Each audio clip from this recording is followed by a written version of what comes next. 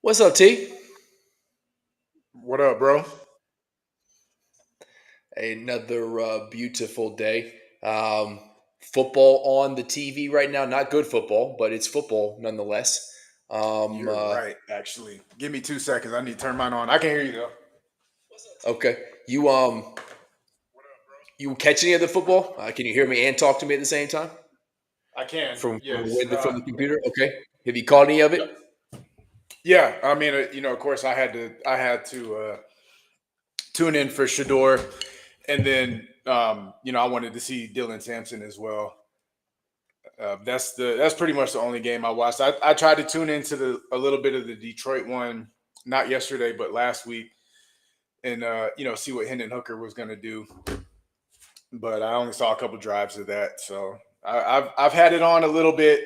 Won't say I've been locked in, but I was pretty interested in the Cleveland one last night. Obviously,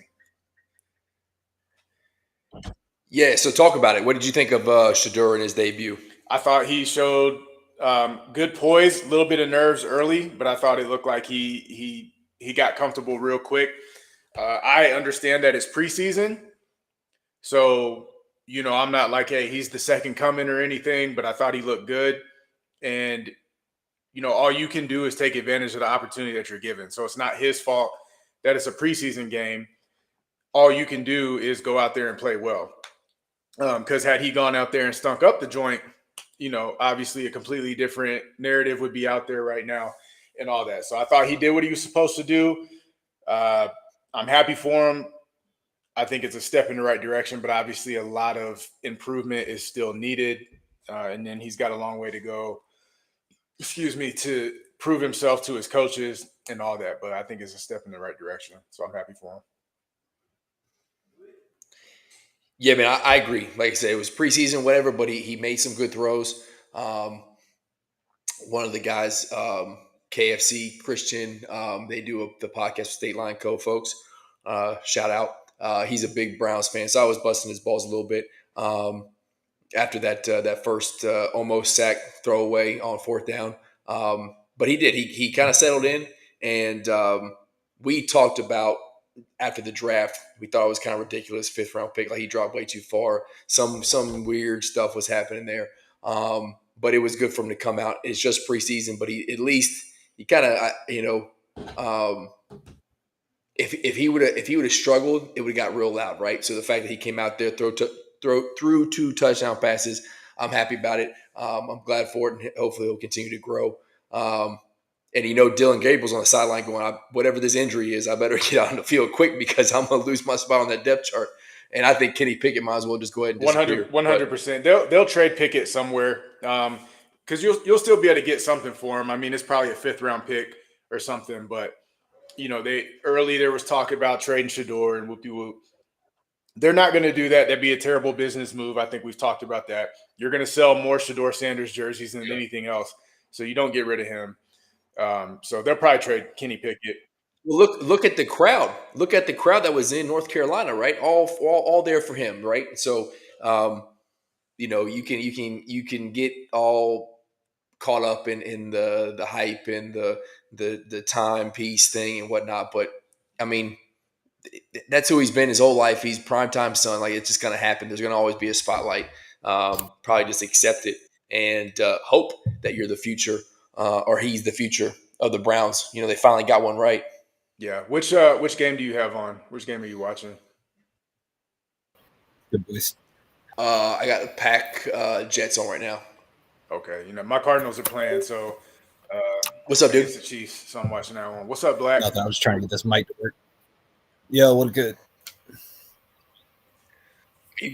We got you. Yeah. How was the game? How was the 3-on-3 game? Dude, it was good, man. They had like 3 teams going. Dude, she's got so much better in the last year since we had her going to that hoop house. Just everything looks more natural. It's not like little kiddish where it's, they're lifting the leg up to dribble between the legs. You got to look down at the floor every time she dribbles. So, yeah. Dude, she was in there doing well. She's doing real well. Yeah, man, I've told you this before, but just the handle she's got, she's out here, crossing Jay up like it's nobody's business. So she's it's definitely improved on her game there. We got football season coming up, so we'll be coaching that. I think she's playing too, right? Yeah, she's playing in that. Her and Tyson are both playing in that. Well, I wasn't going to bring this up, but because why I bring it up, but now we just talked about it. So I got an email. So I'm coaching. I'm coaching Jay, and competitive flag football NFL. My first time out here. I got an email saying that they're changing the way they do the rosters instead of doing like a evaluation process and then do like a draft and whatnot, where each kid kind of gets a rating. They're doing coaches request Phil first. So no one knows who I am. They're not requesting me. So there's going to be one dude he's got like his entire roster filled already with these kids that are probably pretty damn good. And I'm going to get leftovers, man. And I hate to say that, but I'm going to have to really coach my tail off this year because I'm going to It's flag, right? And for Jackson's age group. 3rd and 4th grade. Get the right scheme, you'll be fine. Get the right scheme. I know that's what. So I mean, I usually the one thing I need is someone who can toss the rock, right? Jackson can run it. He doesn't have the ability to kind of deal with concepts and find the laces, get the ball out quick, especially out of the shotgun. You got to run it in 7-on-7. But I just need someone who can throw the rock, and if I can get that a little bit, then we'll be all right. But I've coached for the last 3 years. I've lost 2 games. All right, and one of them they made me play a doubleheader, and these kids in the second game were smoked. So I put an asterisk on that loss a little bit. Man, we all did that growing up. That's a legit loss. You got to take it. Take your lumps. Grow from it. When we were that age, we would play all day. So that's legit. Oh yeah, that's legit. Oh man, just take it. Yeah. Nope. I can caveat whatever I want to. All right. And there's an asterisk on that one. Well, we know you will, but you're wrong. You're right. Playing summer ball tournaments, you're playing 9 to 10 games in 2 days, bro. That was terrible. Like 95-degree heat, just absolutely gassed by the end of all that. Yeah, 100%. AU ball growing up, man. 3 games in a day. Go to sleep, 7 of y'all in one hotel room, man. Shoot, yeah. Come on now. Dad snoring, keeping everybody up. Can't go to sleep. Yeah. Come on now. That's a legit loss, man. I was just talking about this with someone at work the other day. high school ball, 2-a-days. I remember, because I wasn't worried about what I was eating or what was fueling my body. We would wake up, 2-a-days, because we had to try to get done early afternoon because Florida is just ungodly hot, humid, and I mean, you're gonna kill kids if you go out there and do it too late in the afternoon. But I would get off from first practice and then run through the range or run through the shower room just enough to just barely get wet and get the stank off, and then drive my tail to McDonald's as fast as I could so I could try to get there before they shut breakfast off so I get my McGriddles. I go back home, stuff those in my face, take a quick nap, and then come back for the second workout.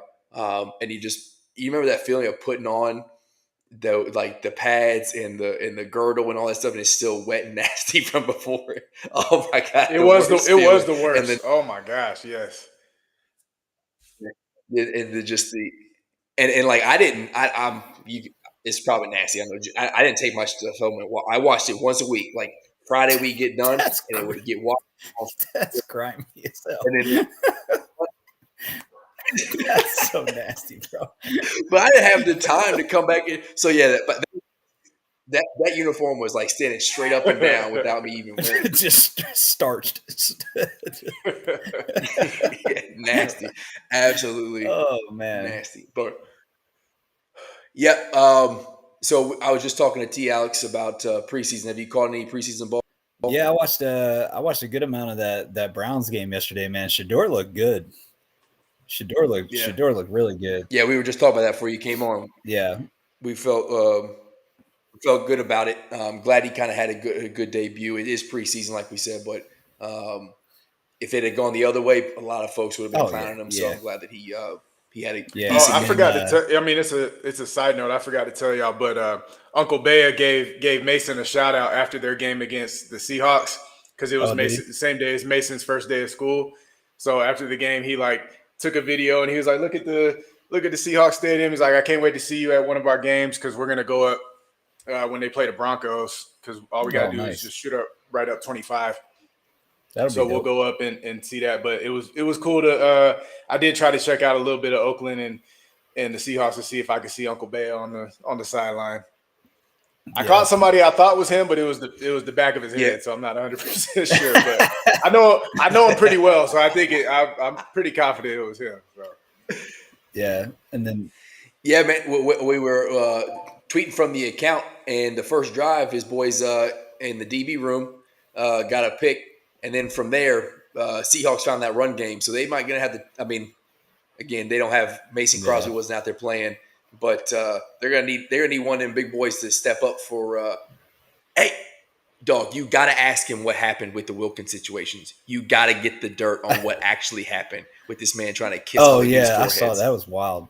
That's wild behavior. I don't understand what happened to him, man. He was so good when he was in Miami, and then now that's CTE, dog. Yeah. Well, all those videos resurfacing from the Clemson days. Him getting a little frisky, so all that stuff started coming back to light. Yeah, but I forgot we have inside baseball on what happened. So if we're allowed to share, I'm texting him right now because it just nice. There's more to it than homeboy just tried to kiss some dude on the forehead and he got let go. All right, there's way more to it. He's too big to be playing games like that too. That's the thing. It's like that is too big of a dude to be playing around like that. If you ever see the mic'd up stuff though, that is 100% his personality. Like dude is a goofball to the fullest. Like he's a goober, man. Oh.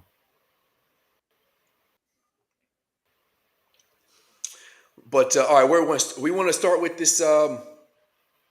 T, I know you've seen it. Alex isn't on Twitter, but we want to start with the 1027 coaches poll to see where Stoops ranks.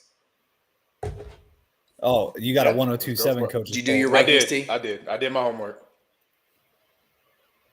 Okay. All right. So I'm gonna pull up my junk. Let's see where we're at here. Because I'm curious. I didn't number them, so I got to count each time. I'll let you. Yes, but I can count to 6. No, I can count to 16. So I'm barely, but I can do it. Yeah, so we're there. Let's see what we got here. Yeah, so I'll pull this. Dang, I had this pulled up and I jacked it up. But Oh my gosh. so the is Stoops a top 10 coach in the league in the SEC right now? I mean, I think top 10 is. I think top 10's fair. I mean, like he's close to Okay. 10, but like I think top 10's Oh, fair. yeah, I don't yeah, think he's yeah. a bad coach. For sure. I don't think he's a bad coach, dude. Like I like. Has he had a bad couple of years? Yeah, well, 1 year really. But I mean, like I truly don't think he is a bad coach. People like to hate on him. You know, I don't know. I'm not gonna say I'm a Stoops fan, but I'm not gonna tell you that he's the worst coach in the SEC because that is just ridiculous if you watch college football at all. So, like, Yeah, for sure. but All yeah, right, so you all can see I that don't right know. now? You got that list? Yeah, I can see it. Okay. All right. So I got Kirby, Sark, Kiffin, which I know T's gonna go against because he's not a Kiffin fan. Heupel He's next. not at all. Nope. I got Heupel. There better not be Kelly, one Tennessee DeBoer. fan in existence that's a Kiffin fan. Yeah, exactly. Yeah, he still got some heartburn. There's some scar tissue built up from that. Yeah. And then you got DeBoer, Elko, Stoops. So I got Stoops above Beamer and Napier, and I think that's where some folks think Beamer and Napier are better than Stoops. I mean, I'll be honest. I think, well, it gets kind of muddy there, like in the middle. You know what I mean? Like I think all those dudes from Elko to Napier, like those four, I feel like you can kind of shuffle them around depending on how you feel with your own particular fan bases and stuff like that. I think Napier would have been like bottom of the list had they not had that into the season that they did, because they were struggling hard there for a while. And then I think he did a great job pulling them back together to at least finish the season strong. But yeah, I don't know. T. I'm sorry. Who was that? I just saw Kyler Murray throw a 5-year-old interception. Who were you just talking about? Well, that's funny because he's the size of a 5-year-old. He is the size of a 5-year-old, man. He's so I can't stand him, man. Literally, he had nobody within 8 yards of him, and he just threw the worst interception I've ever seen. But anyway, he can't see over the lineman. Like, what do you want? There's nobody in front of him. The person in front of him was literally he can't see over the yard line. Dude, he threw the interception to 15 yards away. I can't stand him, man. Who were you talking about? I was talking about the middle of the road there from. I heard that. Just the last coach. Napier. I was talking about Napier and the job he did to end the season, which you're not ever going to agree with me on either, because he's the coach of Florida, and I understand that. But Well, no, I mean, he did save his job last year. He did save his job. He was on the verge of getting fired, and the way they finished, and the fact that they have Lagway, I think that he brought them in, that saved his job. For sure. I agree. I can look at it pragmatically. I'm not like Mr. Rando there. Or what's that mean?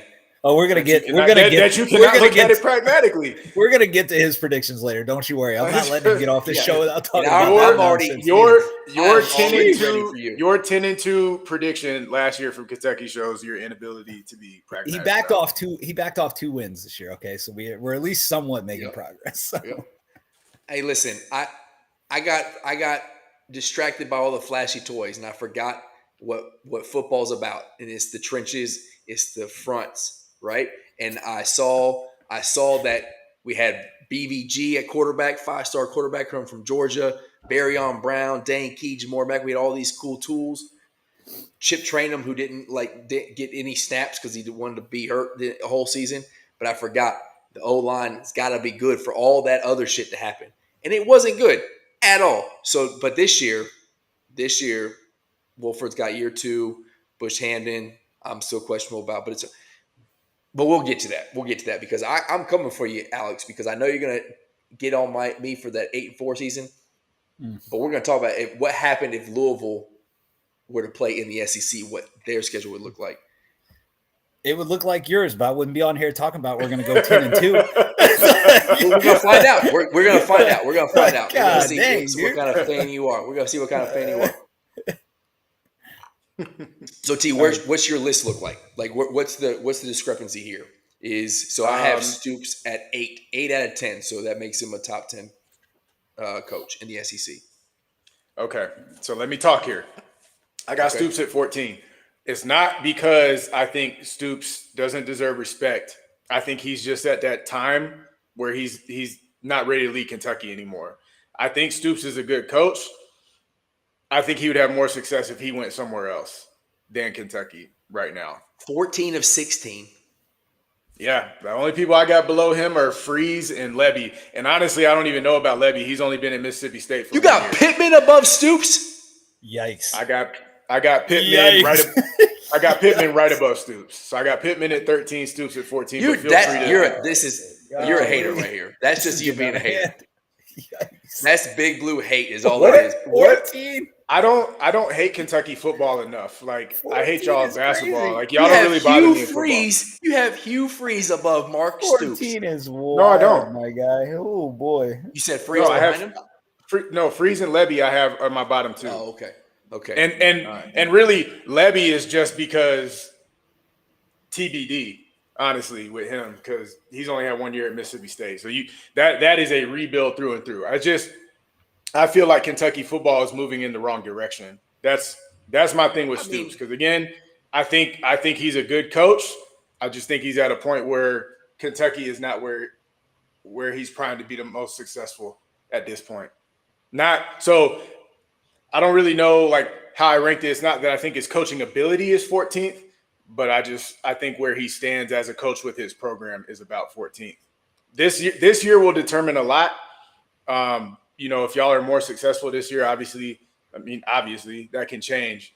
But I don't see Kentucky football trending in the right direction to really have him as a top 10 guy. Like as a coach, you're supposed to be making your program better every year.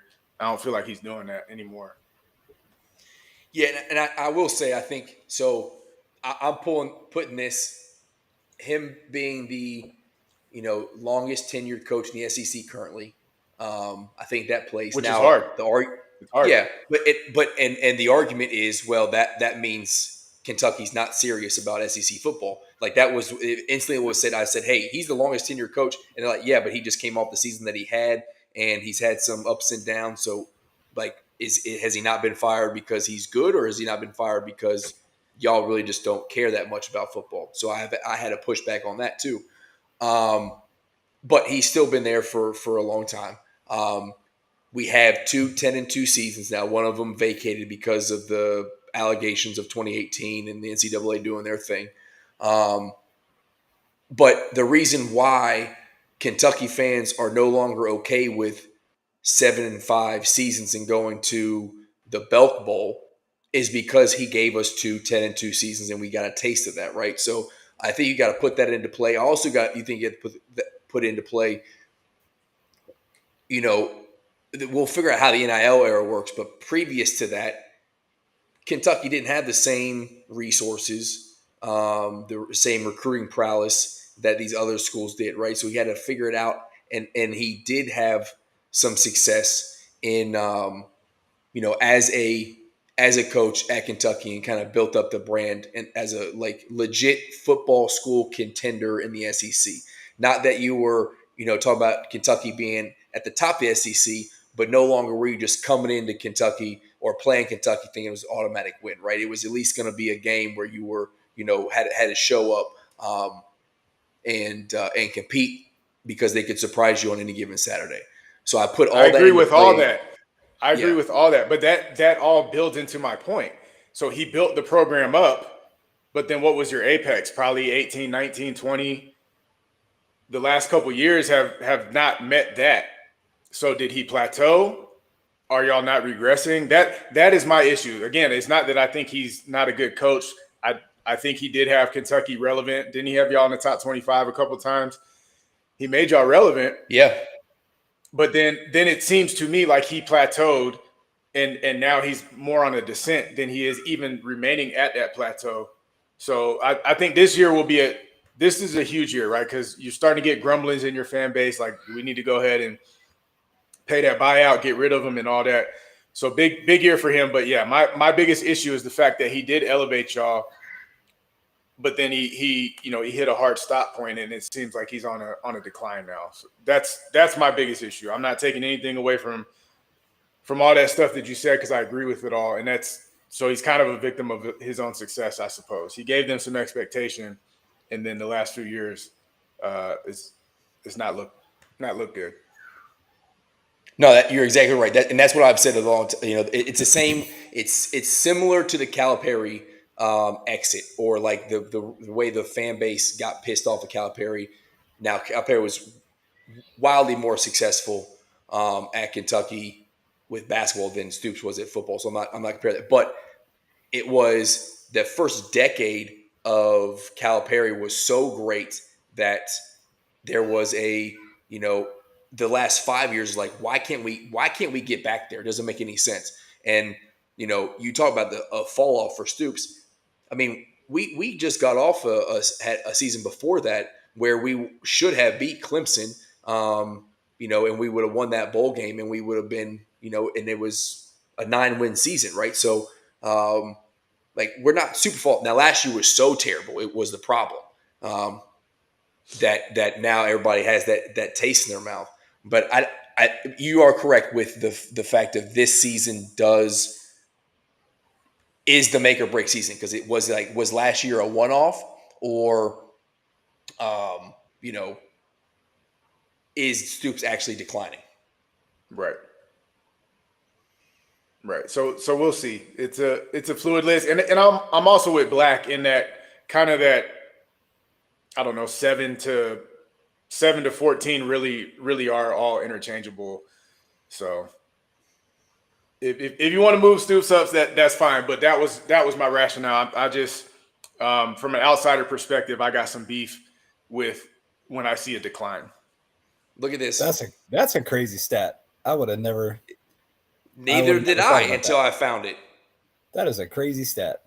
Well, so what does that stat mean? That they're ranked when you play them, or you play them because ranked when you play. Ranked when you play. Okay, because you got to take that with a grain of salt. Because last year NC State was ranked when we played them the first game of the season. That was such a joke, and they were horrible. That was such a joke. Yeah, they were horrible. So that's a cool stat. I would rather see a stat that says, like, what is your win percentage against a team that no matter when you played them, they ended the season finishes in the top 25. Yeah. That's a more relevant stat to me, for sure. Yeah. But here, I'm on the hey, stats play for both sides, and right now this stat plays for me. So of course. Of course. Yeah. You got to take them where you can get them. Yep. After last year, for sure. But that did surprise me. Like when I was kind of doing some research, because I tell you what, Coach Evans, that man is he's hard on Stoops. He's hard on old Stoops for sure. If you look at the SEC record at home over the last 3 years, like it's god awful. Like that's embarrassing. You should be able to at least protect your house I don't know. Am I asking too much for a 50% clip? I don't know. We haven't been able to do so. Yeah. The fact that Shane Beamer has had Stoops' number for the last 3 years is embarrassing. I think we've lost to Vandy. We lost to Vandy last year off a bye week. So like there's a lot of things that need to be addressed. My hope is that this new locker room that we got now, the new faces, they'll carry some things on. But one thing we haven't talked about since Alex has been gone is Louisville football. How you feeling about your team, man, and your new QB? I've seen a couple highlights, making some good throws. You think he's the dude to replace Shuck or what? Yeah, I mean, dude, I think that Brom is a quarterback whisperer. And I think that's just what it comes down to. His first year there, he's got friggin' Jack Plummer playing, or Jake Plummer. I can't even remember his first name now. who is terrible, like the most quarterback I've ever had to watch in college ball, and you still go out and put up a winning season for the first time in forever. And then, Tyler Shuff, dude, the kid hadn't played a full season in like 3-4 years just because he kept getting injured. And then you turn around and you throw up 9 wins. So I think with a guy that was, a highly recruited and touted quarterback like Miller Moss and the pieces that we've got around him, like our skill positions are not in doubt, not on offense anyway. Like we've got skill positions for days. It's going to depend on what this defense looks like. Really, the biggest question mark I got is who's going to take old Ashton Gelati's spot up there at the front 7. But yeah, I mean, we got Chris Bell right there. Yeah. I think, with the running game, I'm not worried about the offense, but what we need to see is significant improvement in the defense. College football level, giving up 24 points a game ain't going to do it because you're going to have games where you're not going to put up that many. So they seem like they're confident in these in the secondary this year, which was kind of like, I think we were giving up close to like 240 yards a game passing, which is just, that ain't going to get it done, especially when you're playing a league with dudes like Cam Ward. Obviously he's gone, but that is the reason we lost to Miami is he just came out and absolutely torched our secondary for an entire game. But they seem, from everything I've been seeing from their talk of the preseason and everything like that, they're pretty confident in the secondary improvement. But I think really our front 7 is what I'm interested to see. We got Shaq Clark still at the linebacker position. He had a good season last year. And then, I'm trying to remember the name of the pass rusher that we brought in that was Stanquan Clark. Sorry. Dude, who is this kid? I wish I could remember. I don't know. He's a portal transfer guy. I think he came from Ole Miss or something like that. But edge rusher that's supposed to be good for us. I'll find it here in a minute once I'm done running my mouth. But dude, I feel good about it. The problem is like now we've had 2 good seasons, and now people's expectation is you take that next step, right? Like it's not just going 9-3, 8-4. Like that's not going to cut it for the fan base. Everybody wants to get back to the Charlie Strong days or like the glory days of Bobby Petrino before he decided he was going to go run on a motorcycle with some athletic trainer and then ruin everybody's life. So, yeah, dude, that's really, if the defense improves at all, I feel pretty good about what we got going on. So, we'll see, man. But yeah. All right, so to Miller Moss, you talked about Yeah. Braun being a quarterback whisperer. Yeah. Where's he coming from? I mean, USC, right? yeah, you're right. Yeah. Well, dude, I mean, I don't think it was that he played bad. It's just it's like anywhere else. You're the 5-star recruit. You show up and you don't put up 5-star numbers. Guess what? You're at these bigger schools like USC. They're bringing in a brand new 5-star right behind you. And if they can put up numbers and you're not, or you're just, you have a dip in performance, like you're not going to play. And he obviously had that happen to him. And yeah, man, I mean, it is what it is, but I don't think that he's forgotten how to play football. I just think he wasn't in a position he wasn't at the right spot to succeed. I don't think, but yeah. So is West Coast football at USC playing those defenses? I mean, the conference is all scattered all over the place, so it's kind of tough to isolate. Yeah. But the ACC is still intact. Is where he is coming from to where he is now in Louisville? Is he playing better or worse? I mean, if the ACC is the way it was last year, then it's worse, probably. I mean, if we're being honest, although like even when the Pac-12 was a thing, right? Like the Pac-12 was known for putting up points. Like they weren't necessarily known for dominating defense. They're known for West Coast offenses. They're going to go out there, they're going to throw it all over the field, and they're going to put up points. So, but we all saw what the ACC was last year, and what the ACC was last year was absolute dog shit. So I think it's a kind of, it depends, right? Like we got to let the first few weeks of the season play out and see what some of these coaches were able to do to maybe bring back some hype to the league. But I mean, if it's a repeat of last year, then yeah, dude, he's gonna be playing Little Sisters of the Poor every other week. So I mean, am I wrong? If we're being honest, right? No, but we're not going to disagree. Yeah. Yeah, but that kind of is getting to my my point when we come up and we compare these schedules and whatnot, because it's like if you were to, I think it's funny how the conference and who you play can really affect the fan base and affect your mindset of where your program is. Now, we pride ourselves at Kentucky being the SEC, right? So I'm not saying I'm not trying to make an excuse for it, but if you were to put Kentucky in the ACC and we had a season that Louisville had last year, or even Indiana, right? Say we had the season Indiana had, and we go and we beat a bunch of no-name teams. We get to the playoffs and we just get smacked around, and we still feel good about it. Because we're in the SEC, we are the ones that smacked around, and we don't feel as good, right? So it's just funny how that goes. See, but I don't know if you necessarily feel good about it, right? If you're Indiana, I wouldn't, you know what I mean? Like you're not playing just to get to the playoff. And if you show up to the playoffs and you don't think that you, like as a team, you don't think you legitimately have a chance to go out there and compete, like you're playing the wrong sport. You probably shouldn't be playing college sports anyway. Like you got to have some type of belief that you legitimately are going to go out there and maybe not win it all, but at least put up a good showing. So, I mean, yeah. We got to feel good about that. That's a poverty football program, like, and then you make the college football playoff. That's from massive. I'm saying from a fan perspective, I agree with you, but from a player perspective, I think those dudes wanted to go out and win. Like, you know what I mean? Like they were they went in there talking about.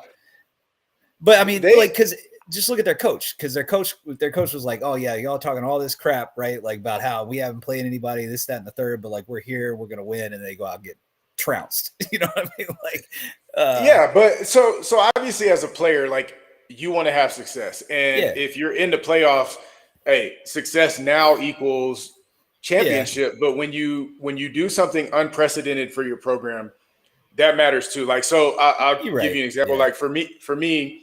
My senior year, we made the Division II college football playoff, and we even won our first round game against Morehouse. Second round, we go down to Albany State. We don't get smacked on the scoreboard, but them boys was out there smacking us. So now that's a disappointment because we're like, hey, we're in the playoffs. We can go ahead and go win a championship. And so even though we lose in the second round, that was a historical thing for our program because that was the first time we had made the playoffs. And we got a playoff win. So it didn't end the way we wanted it to, but it was still a successful season because it was something unprecedented for our university. Yeah. So you're not satisfied with it, but you're still proud of it. Yeah, okay. I'll give you that. Yeah. Yeah, and that's what. So before we'll jump into the Louisville schedule, because I'm curious, and I got Tennessee schedule too, so I'm curious what you guys pick for your schools. Coming off good seasons, so like you can clown me for picking 8-4, but I'm curious of what y'all pick for your teams. But for me, there's a lot of, especially we brought up Indiana. Indiana is getting clowned again for their strength of schedule, right? It's like, hey, they're playing nobody. My question to y'all is, does it matter? Like if they play nobody and they win by a bunch and they're again in the top 12, and they get money for being the college playoff, and they're getting all this spotlight for being ranked high. And then you get to any given Saturday or whenever they play the playoff game, and you have a chance to win. Like, I think unless the committee's really going to start looking at like the SEC eating each other up, and these tough teams, and letting a 3 or 4 loss team in the playoff because they're playing a tough schedule. I don't see why it makes sense to stack your schedule up, and be a Georgia or Tennessee or an Alabama have to play all these crazy games because you are Georgia, Tennessee, Alabama, and when you come in their house, like you're going to get their best. Yeah, it's like scheduled to have 1 or 2 of those games, and when you win them, when Tennessee beats Florida and Tennessee beats Alabama or vice versa, then all of a sudden I have 2 great wins on my resume, and the rest might be junk. but I'm sitting with one loss and I should be a top team in the playoff. Like it seems like that's the play to get there, and then when you get there, figure it out and try to win a game against a good team. Yeah. I think it definitely the playoffs, especially if they, I don't know if they're going to continue to expand the field, but I think at least the way they're going to go about ranking teams, all of that is going to obviously play into how people schedule. Now, like you can only control your conference schedule so much, but I agree, like going out and playing a big name school from the Big Ten or, another, maybe Big 12 gets their stuff together. You don't want to play those games and risk taking a loss when you're already going through the gauntlet of having to go play SEC football. So yeah, I will be interested to see. Now, then again, it's always driven by money, right? So like even these early games where you're playing out of conference against big name schools like Ohio State and Texas are about to open up the season, that's bringing money to the school. And at the end of the day, like that's always going to be a driving factor. But yeah, it will be interesting to see because I kind of agree with you. I think people are going to start looking at it that way. And schedules are probably going to be a little bit more kind of similar to how we see with college basketball, where it's like very patty cake, like tune up games to start the season where you're playing basically nobody because what your conference schedule is about to look like when you get going.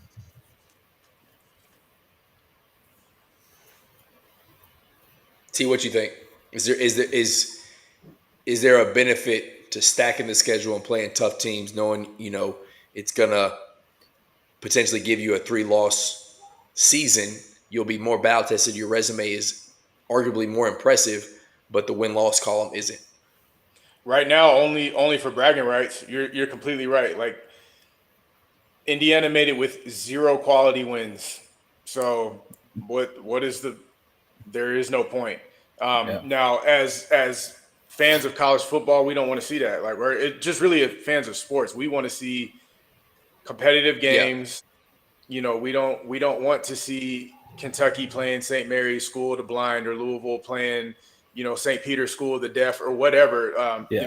Obviously nothing against blind or deaf, but like we want to see competitive games. But from a university perspective, when there's financial gain to be had for making the playoffs, I'm going to do whatever I got to do to make the playoffs.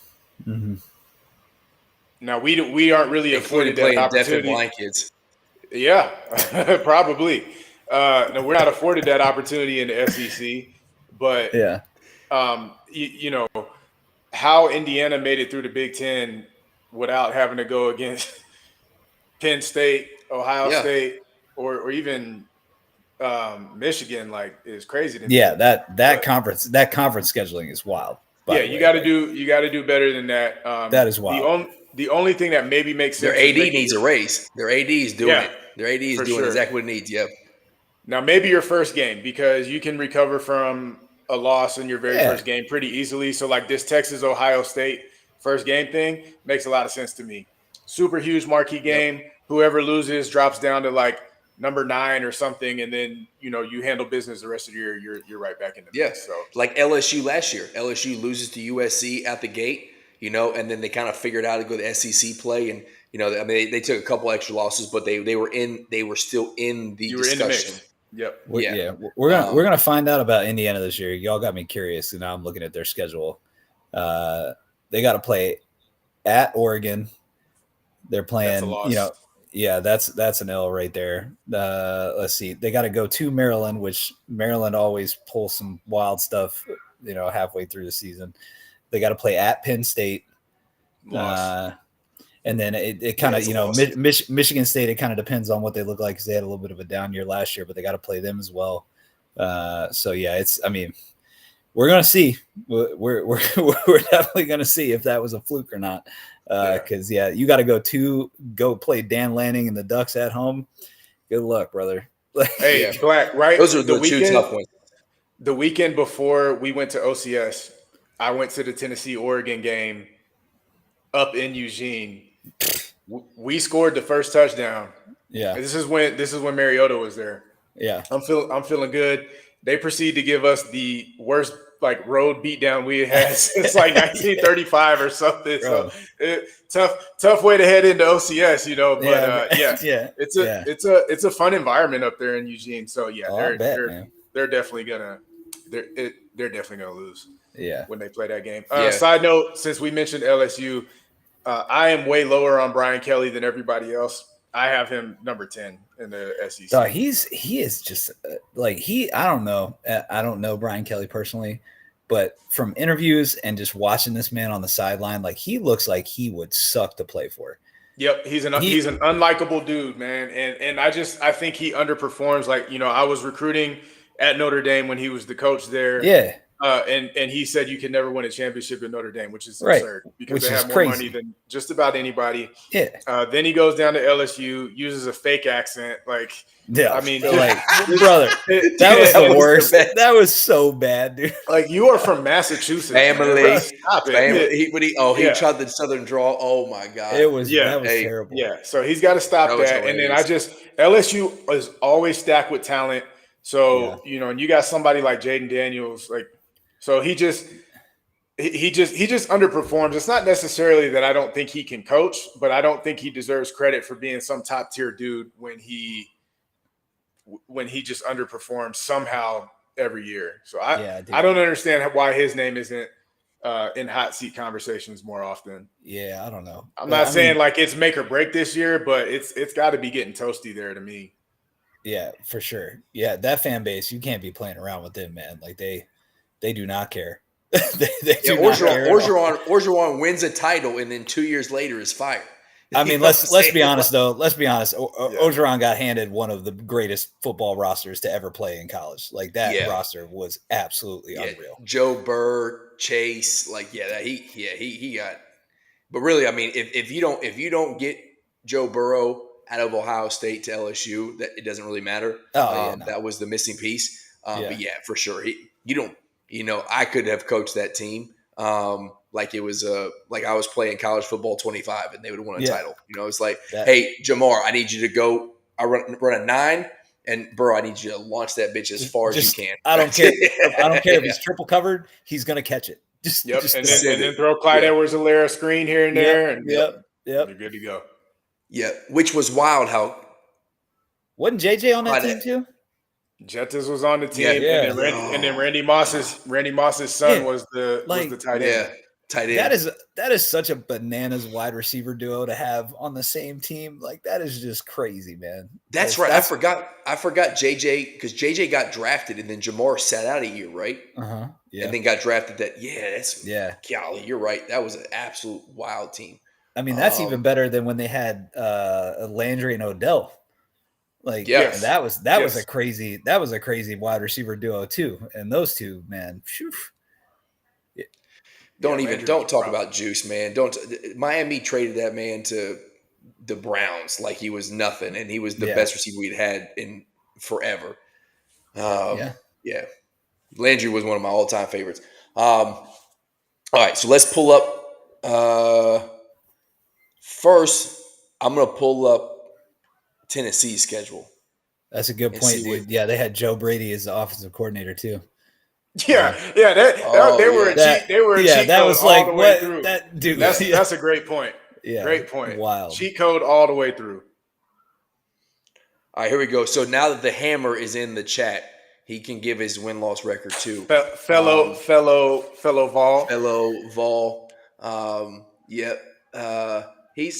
I will say that orange is hurting Kentucky my eyes right now.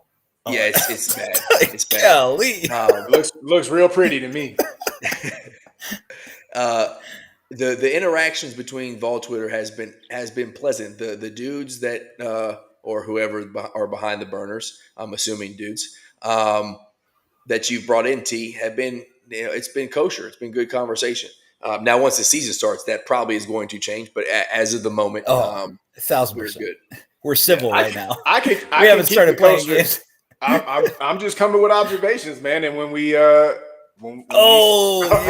at the chat. There we go. Finally, somebody in the chat to help me out. He said 17 to 16. Hey, this uncalled for. Yeah, block me out. I'm laughing too hard. Like, oh Oh man. Lord, bro. I Oh. appreciate you, Hammer. I am a Hammer fan, not outside of the Tennessee fan base, just because he's a WWE guy too. So, and I think we actually jive on the WWE side, so we're good there. But T, what do we got here? You got Syracuse to open it up. You're gonna pick win there, I'm assuming. Yeah. So just in a vacuum, Okay. like without even picking out games, we're 8-4, 9-3. Somewhere in that thing. I think Georgia is gettable, right? They're not the Georgia of a few years ago. So everybody says. Honestly, I haven't heard really anything coming out of UGA camp. But a lot of people have questions about Gunnar Stockton, though. I thought he looked all right in the playoffs. Yeah. I thought he looked real good. Florida, yeah. Florida scares me because DJ Lagway scares me. I've had discussions with some of my Vol Twitter people, and they think he's overhyped. He scares me a lot, but obviously his health is a question. And if Lagway is out, then I think Florida's a win. And then Alabama, like we just got to learn more about Kalen to see what he's going to do. I think Kalen is a tremendous coach. I think there was a big adjustment coming from Washington over to the SEC and Bama and all this and all that. So I think this year is going to be a big year for him too. But I respect him a whole lot as a coach. I thought he had Washington looking real good and real competitive, I think with pretty significantly worse team. So I'm a little nervous about Bama, but I do think Florida, Georgia, Bama, our big three, are all gettable. But we got to see what we're going to be looking like too. I think we're probably going to have another season where we're leaning on the run game, just like we did last year. Who's replacing Dylan Sampson? So we're going to go by committee, right? It's going to be Deshaun Bishop, it's going to be Peyton Lewis, and then it's going to be Star, what's his face that came from Duke. So it's going to be, to me, like 2 years ago when we had Jalen Wright, Jabari Small, and then Dylan Sampson was kind of the third guy, even though you could tell he was a stud. Jabari and Jalen were really good too. So I think we'll have another trifecta at running back, and that's really going to be where the money is made for us on the ground again. And it, I mean, really hit your deep balls because you're going to have opportunities every game, and then we can make it happen. And that's just the last 2 seasons with Milton and Nico. That's just where we've had a hard time. I think as a coach, your job is to put your team in position to be successful. We had it often last year, and Nico just kept missing. So, and that was the difference between Milton and Nico and Hendon. Hooker just would not miss on those. I mean, he was laying it in the breadbasket every time. So just hit your open guys down the field, let the run game carry you, and then we can be okay. Yeah, I mean, to your point, the only reason why that Kentucky-Tennessee game was close going into the fourth quarter, it didn't end close, but it was close going into the fourth quarter, was because Nico missed 2 touchdowns. Like, I mean, the dude, like the easy touchdowns that Nico overthrew. And if he hits one of those, then we're hitting the exits early. But it was at least close into the fourth because of those misses. Yeah. So I mean, if I have to go game by game, first 2, 2-0, Georgia, we probably end up 2-1, though I think it's gettable. UAB, we're 3-1, Mississippi State 4-1, Arkansas 5-1, and then Bama 6-1, 5-2-ish. Kentucky, I'm chalking that up as a win. I'm nervous about OU. His Venables, he brought in an offensive coordinator who's supposed to be good or something, right? So it's so disrespectful. You're nervous about OU, but not Kentucky. 100%. Oklahoma has way more talent than y'all. In Krog. You saw what Oklahoma did last year. You literally 20 minutes ago were talking about how you have no home field advantage. What are we talking about? Who said that? I didn't say that. You said you're losing worse than 50% at home. You said that. You said I should expect a 50% clip, and I'm not getting it. You said that. I mean, over the last 3 Got him. years, I mean, Got that's him. what I mean. Golly, what are we talking about? Got him. Ugh. Yeah, I think Oklahoma has a ton of talent, man. I think their coach has been holding them back. And that's why I have Venables really low on my coaching list too. I got him right there with You Pittman. have and him above Stoops, don't you? I have do. him above I Pittman. I sure do. sure do.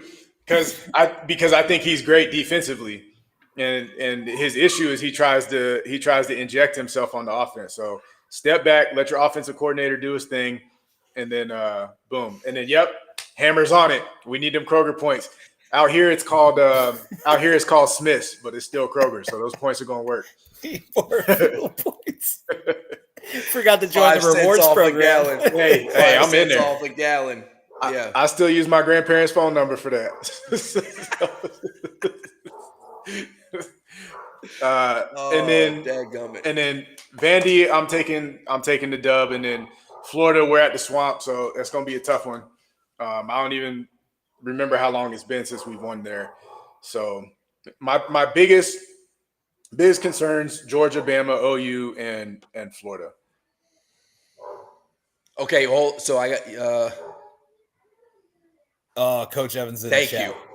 Thank you, Coach. So much better than So better. and here's the thing. Here's what I'll give Coach. Like I see Coach be completely pragmatic. So I hear that. But are you saying he's a better X's and O's guys or X's and O guy, better team manager?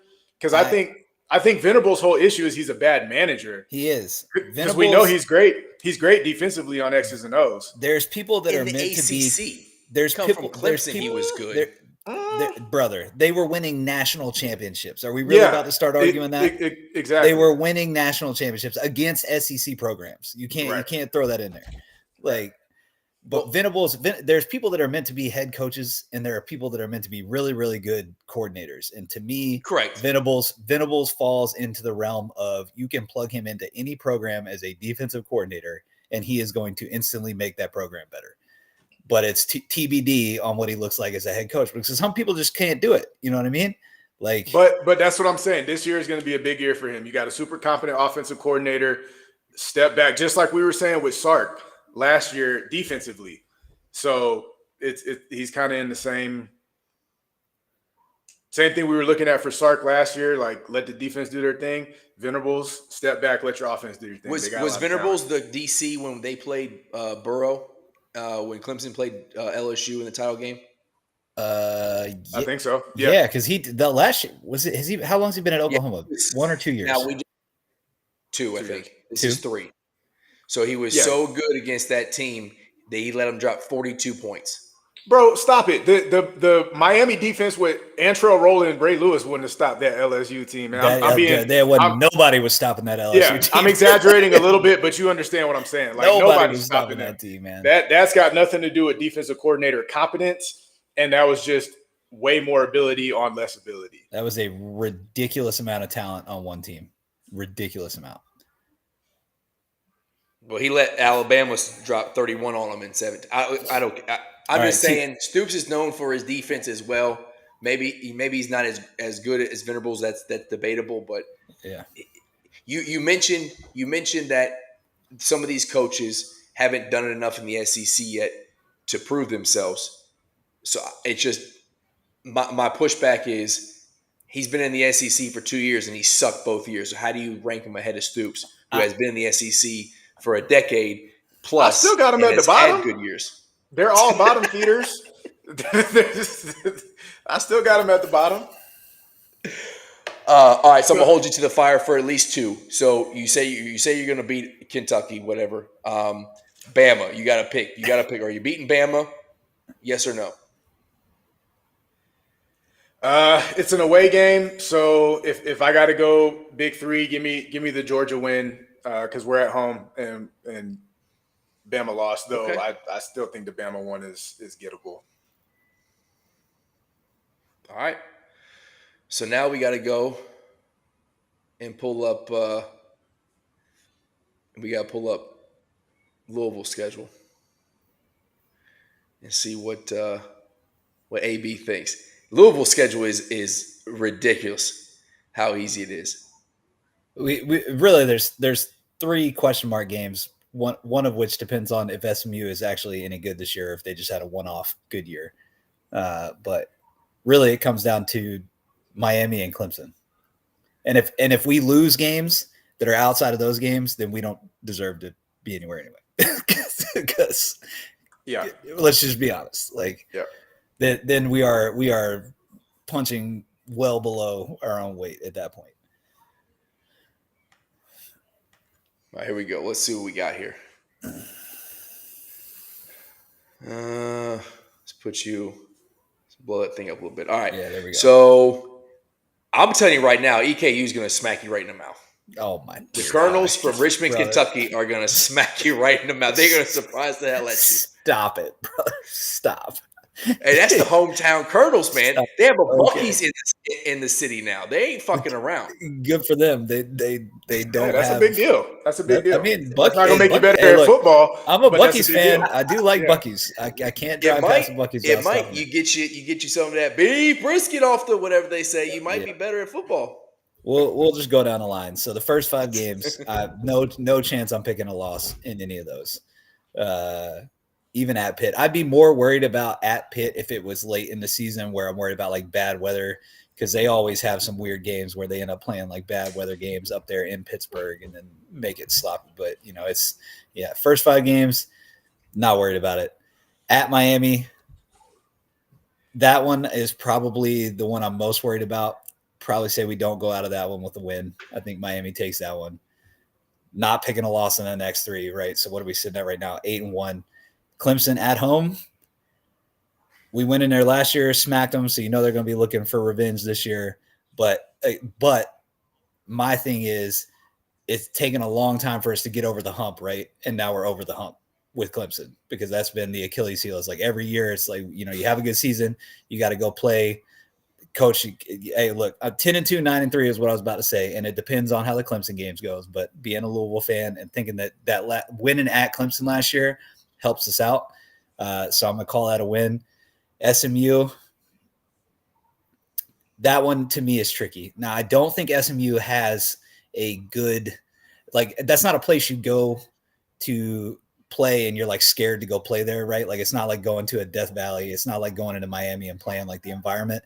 But what I think is that one trips us up. We get the win against Clemson, but then you got to come off of that, which is going to be probably an emotional game at that point. You come back, and that's a potential stumbling block that I see there at SMU.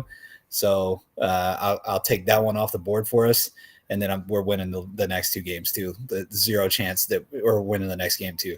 0 chance we let Kentucky come in to our field and win that game. Not a shot. Oh, really? Not 0 a shot. Chance. 0 what was the score last? What was the score last year? Okay, you want to throw out some stats? What was the score last year?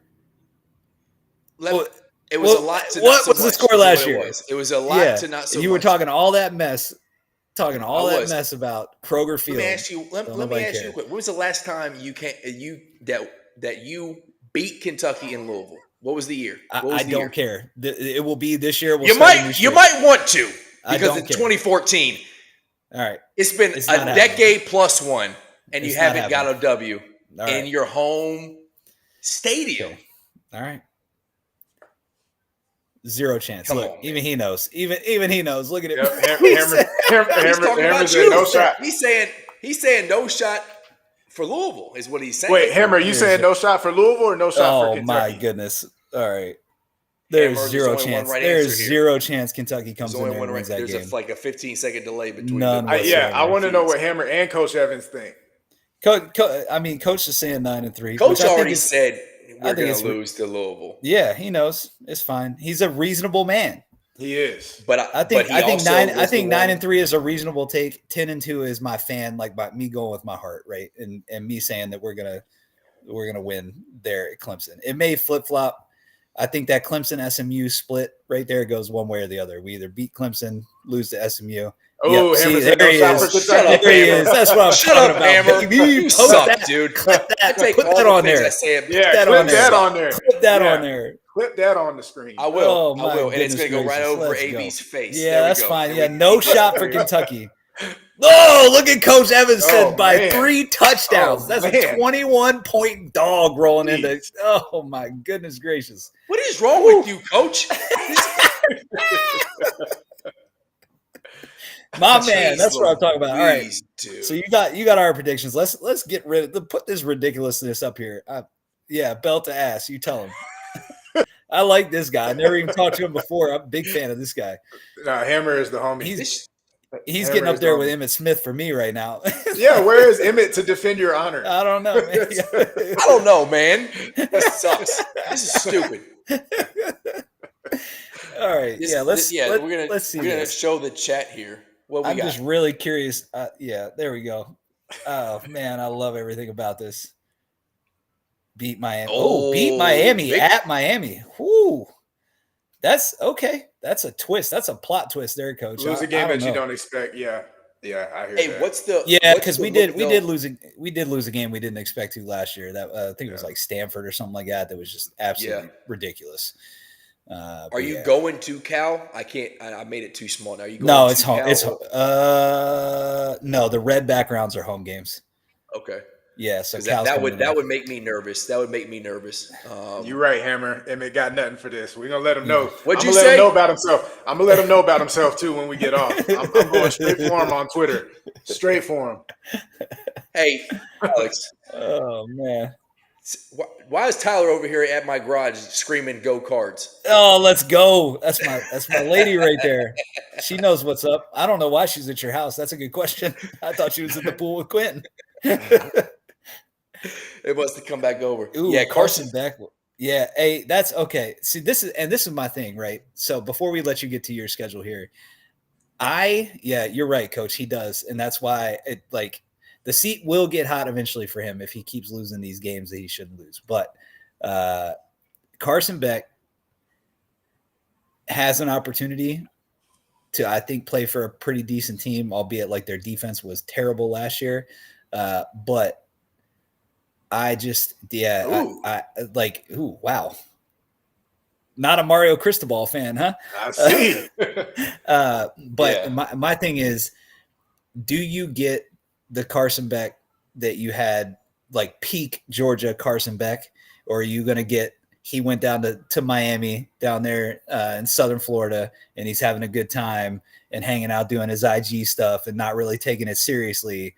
And then do you get some B+ version or B- version of Carson Beck? Because I think that really will drive, because I think, dude, coaches poll, I think they had him like top 6 or something like that. Which is crazy. He's not that good. Like, he is not going to elevate your team. Like, you can win with him. You're not going to win because of him. He's not better than Cam Ward. He's not good. No, he's not better than Cam Ward. Like that. Oh, they had him 10. Coaches polls got him 10. But he is not Cam Ward, and I feel like people are hyping him up to that level. So that'll be interesting to see. They may just not be any good, because I agree. I don't think Cristobal is that good of a coach. I wouldn't necessarily say Stoops is a better. I would. I'll give you that. I think Stoops is probably a better coach than him. But anyway, all right, I'm off my soapbox. So pull this dumbass schedule up. I want to talk about this. Oh, I thought I had saved this daggum thing. I gotta find it real quick so I can pull it up and we can talk about it real quick. I can't wait for week 7 or whatever it is that you play UT, and you got to come in here and explain how you lost that game, and then I can't wait for the last week of the year to where we can go do the live one. Yeah, we gonna be just fine. Well, I guess we can't do the live one. I'm not gonna be around, Yeah. but I'll still be talking junk. So yeah, well, of course you will. All right, pulling this thing up. Here we go. Come on, man. I saw that Tennessee was playing New Mexico State. We got right? And I just want to see. I want to see excited. I need that game to be here in New Mexico. Yeah, and then I'll shoot down to Las Cruces. So hopefully it's a home and away series. Yeah, and I can catch it next year. Yeah.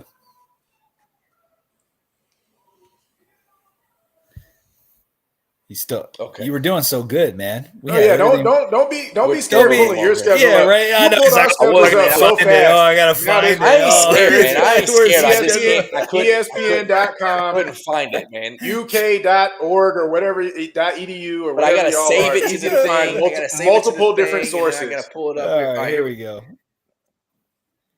All right. Can y'all see? Here we go. Can we see it? I'm gonna hide Nope. the chat real quick. Nope. Nope. Here we go. Nope. Hide There the we chat. go. We can That's pull better. this thing up. Yeah.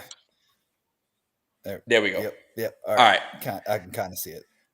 So what are we going over what I think right now? Is that what or because I already did that? We already know what Or you we gonna think. see? You told us that. You said Yeah, 8 You and probably 4, think but 10-2. No, I said He really, 8-4. he really I said wanted to 8-4. say. He really wanted to say 10-2. You know he did. Yeah. No, I did. I didn't want to say 10-2 because I know I just. Here's the thing, and I told y'all this in the text, so I'll throw it out there. I have to pick us to win against Tennessee and Louisville. Have to, forever and ever. No, Amen. you I gotta you pick don't. that. But you Yes, you I do. don't. Yes, I do. You No, don't. I have to. I must. I must That's- do that. I cannot say that we're going to lose against one of them two damn teams. Coach, But get in here what and I'm- help this man. What I promise, Coach Evans already told you. right now, we are going to get at least one of them W's. Whether it's Tennessee at home or we go to Louisville and win, we're getting one of them. Bookmark it right now. It's happening. Okay, so what you just predicted is 1-1. So again, So that is, makes you that's you 7 are and saying 5. that you're going to lose. So that's you are 7 saying and that 5. you're going to lose. Okay. That's I'm saying 7 I'm and saying 5. we get at least one. I'm not saying we don't get both. I'm saying we get at least one. He said he would buy you a car if they went 8 and Yeah. 4. He did say he walked it back. Hey, He walked Coach. back, he said- Oh Yeah. man. And I sent a picture of that new EV Hummer because I ain't going cheap. No. I ain't going cheap. Yeah. Stevie Wonder Stevie- will find Waldo before Stoops beats Michael. You right, Hammer. You right. Oh Lord. All right, but realistically though, let's just go down the line Yeah. here. Yeah. I was being as real as I could be. That's No, you're 8 and 4 not. is 7 and 5 is the worst that's going to happen this year. 7 and 5 is the worst that will happen. Okay, but I forget. I genuinely do forget, unless you're gonna make me pull it up on my phone because I definitely screenshotted that nonsense off your Instagram story. I'll find out Yeah. which games. Let's see. Okay, so you got Toledo, Dub, South Carolina. Is that at SC? Oh, you want to see my deal? I can pull that up real quick. I'm looking at why these That should be games look pretty like they're going left to right and then down the road. That's what was throwing Yeah. me off a little bit. Okay, I think he Yeah. predicted South Carolina to be a win for Kentucky, which is He did. interesting. he did Yeah. at SC. That okay. That's a bold prediction. Which one? Bro, especially at- I've gone to a couple Tennessee games at South Carolina. And I think they hate us more than y'all, but it gets that is rowdy. a super underrated Yeah, stadium. gets rowdy. All right, so you're saying Yeah. so beat Toledo. You're saying lose the Ole Miss at home. Yep. Yeah, what is they're this? gonna get What their is this payback from last green? year. What is this green E that I'm looking at? Who is that? September 13th. your third game. That is Eastern Michigan, I believe. Oh yeah, okay, all right, yep. I think it's Eastern Michigan. Y'all are going to lose in Williams. Beat SC, lose at Georgia. I think that's obviously fair. You think Texas comes into your home and beats you, also fair. But win at or no, sorry. Yep. Yeah, so win at home against Tennessee. I'm just really interested, like at that point, like what do you think the score to that game is going to look like? Like are we high on the offense this year? Do we think the defense is going to do something? Like where are we at that we're pulling that one out? What I mean, there's so here. All right, let me share this, and you can people can see what the hell you're talking about. They haven't seen my post already, but I'm just saying there's still question marks, right?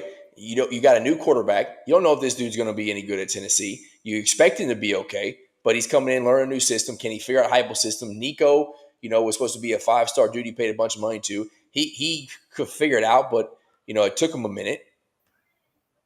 Let's see. And then, There you go. all right, there we go. It's pulled up there. All right, and so, and not to mention, I've mentioned we talked about this in the previous shows.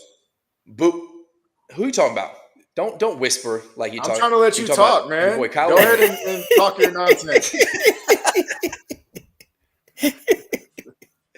I'm just saying, you got Nico drama, you got Boo Carter drama. Now he's back playing. The writing is on the wall for the same jump that happened to Kentucky last year with all this talent and the NIL jacking it up and people not paying attention, the locker room mess. I don't know it to be true. I'm not saying that they have a problem. I'm just saying it's possible, and you don't know what you're getting with the new quarterback. So, and y'all lost a lot last year. So you're coming into our house, and it can be like Benny Snell in 2016, where we ran a Wildcat offense, we did some crazy stuff, and we beat you. I'm just saying it's possible. Who was our coach? It's Who was our possible, and I coach? believe it to be true. Heupel and Pruitt are two very different individuals. That is a fact. That is 100% a fact. Heupel's not losing to no dang Wildcat with a wide receiver or running back or whoever it was y'all had playing quarterback. Like, you didn't even have a quarterback and you beat us. Pruitt is the second worst coach ever after Dooley. And now we got Zach Calzada slanging that thing from Incarnate Word. He's going to be the next Cameron Ward. Brother, right? You do not believe that. We don't believe that with an ounce of your soul. I don't believe that. You don't believe that. I don't believe that. But it could happen. Oh, let's not forget, just It could side happen. note, don't forget Rando said Cam Ward is not an NFL guy. So when Cam Ward is fairly successful at Tennessee, you'll see. Dude, brother. Listen, I don't think Cameron is going to be great in the NFL. I Correct, believe Cameron. that to be true. I think some of this, stop with the. We'll see. But I'm just saying it's possible he come in there. No one thought Vandy was going to beat Alabama last year. You got to play the ball game. Stoops is motivated. Yeah, but Vandy All actually won a couple of Be on games that were important last year. And y'all won 0 important games last year. So we beat Ole Miss last year on the road. Was that What are important? you talking about? No. It's a big win. It was for Ole Miss. It was for Ole Miss. There's a reason why they didn't make the playoff. Oh, man. All right. Anyway, all right. Come So on, we man. stopped the Tennessee game. You got Auburn Yep. at Auburn. Pick UK Yep, at all win. risk. At Auburn. You're going to go into Auburn and win that game. I mean, their coach is Hugh okay. Freeze, Yeah, so. You're right. Okay. I'll shut up on that one. You got it. Yeah. But then, so where the crazy thing is to me is like, okay, so we're saying you're going to beat Tennessee, but then you're going to lose to Florida at home. Are we saying you genuinely think that Florida is better than Tennessee, or are you purely picking this out of just hatred for Tennessee right now? No, I think that truly I'm with T. Like, I think Lagway's a guy, and if he's healthy, I think he beats us. And I would love to be able to pick that game. I'm going to try to get to that game. We're going to try to make it happen.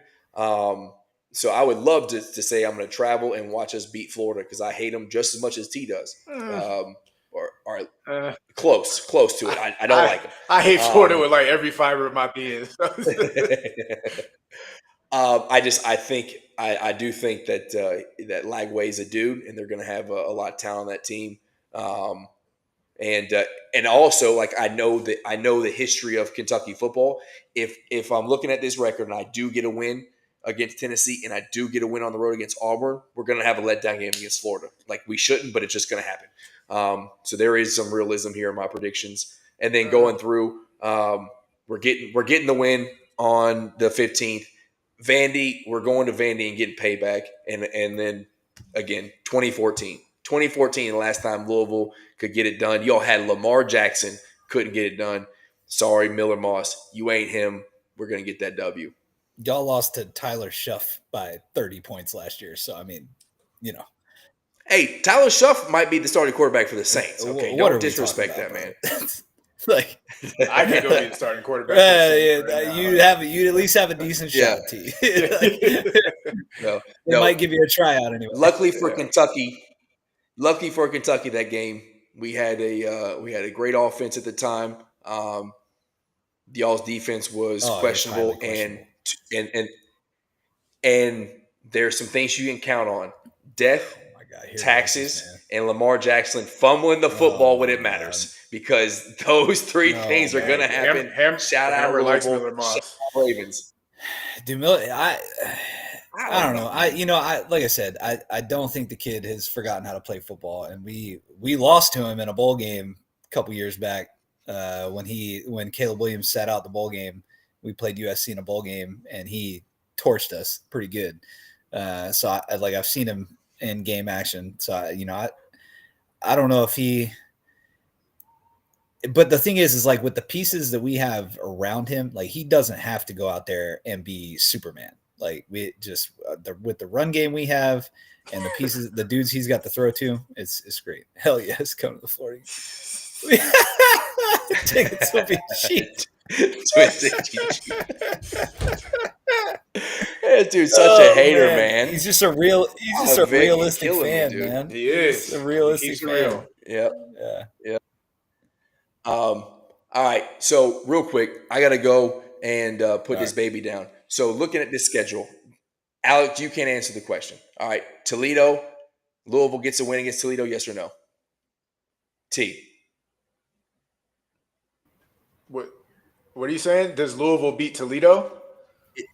Yes. Yes. I'm seeing what Louisville schedule they got ours, so we could just compare this to. All right. Against Ole Miss. No. Okay. Eastern Michigan. Hold on, T.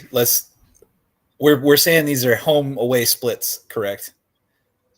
Just we're using the same ones. Yeah. Yeah. You got to play them at home. Right. Play them at home. Yeah.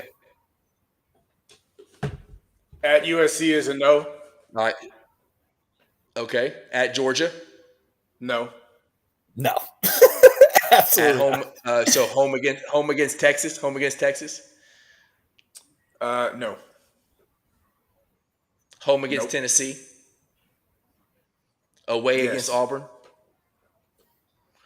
Home against Florida. Pending Lagway's health. If Lagway's healthy, no. If he's not healthy, yes. Okay. So what is this? The Tennessee? Yeah, on November 16th. That's a win. Vandy on the road. Yes. And then it say that so you got to pick Louisville would play Kentucky at home. So that's a sub 500 season you just picked if Louisville had to play in the Just SEC. like I think Kentucky will be sub 500. Oof. There's the hard truth of the matter. But maybe. So potentially. So if I'm picking 8-4, the realm of possibilities is 4-8 again. I get it. It's out there, and if it happens, I'm gonna be beat down, and we're gonna be looking for a new coach. But John Gruden in route. my point of yeah, you saw that tweet, right? John Gruden coming in. I'm about that life. But my point is that's just the funny part of college football is 9-3 for Louisville. Y'all feel great about it. The conference is all mixed up. Who knows what it is? I don't. If we are not 10-2 or better, I'm not going to feel good about the season. Yeah, Black is reasonable. I don't think you proved a point with that. Yeah, I mean, I wouldn't. If you were going to ask me games that we would have won, like about the only one that I really would have argued with was going to South Carolina and potentially getting that one. But again, I know how crazy that environment is too. But like Williams Bryce is hype, and Sellers is nice, man. Dog. Sellers is nice, dude. No, I'm not sleeping on them. I'm not sleeping Yeah. on them. They're a good program. I'm questionable on Sellers, to be honest. But all right, so I think the majority of your fan base would be okay with the 9-3 season again. Especially if one is, maybe you drop when you shouldn't, but if you get a Miami win, like coach is thinking, something like. But that's the problem though. Is I don't disagree with you, but at the same time, like, I don't know, man. I would like to eventually like make it to the college football playoff. You're not making it to the college football playoff at 9-3 out of the ACC. It's not going to happen. Like you have no choice. You at max in that league can lose 2 games, and that is being generous because really, like, that is still not a guarantee because of how strong the SEC and the Big Ten are. Like, because you're gonna have your 10-2 record against a 10-2 or a 9-3 SEC team, that's not comparable. It's not based off of what we've seen in the recent past. So for me, and like what I would like to see out of us, I just don't. Yeah, 9-3 to me is not going to cut it. We did that last year. I'm good with that. We need to take steps. Like that's why we brought Brom in, was to continue to take steps. It's going to be real unfortunate when you're right there at the cusp of 10-2, and the Wildcats just come in there and just ruin it for you. Yeah, it ain't going to be you that it ain't going to be you that trips us up. It's going to be some other bullshit team that we shouldn't lose to. Well, you're talking about Kentucky being 4-8. We might be that bullshit team that come in there in 2014. 2014, boy, that's the last time. But hey, it's been another good one. That's always fun. Hammer and Coach, appreciate y'all. Yeah, man. Thanks for holding the chat down. We appreciate that. Hit us up on YouTube at Heavy Pour Sports. We all got recaps. The shorts come out there. We do some exclusive interview stuff on there as well. I'm all UK Ball. You can follow T at T_step30. Alex is Twitterless, so you can't follow him anywhere. That's all right. But also you see us rocking State Line Co. right here. Boom. Make sure you go on their website. They're dropping I've seen the pictures. I think Louisville polos are coming out. Tennessee polos are coming out. I know the Kentucky ones are coming out or already out. You can get them. So use all UK Ball 10 at checkout and get that family and friends discount. As always, go Cats. Baby. Go Big Orange.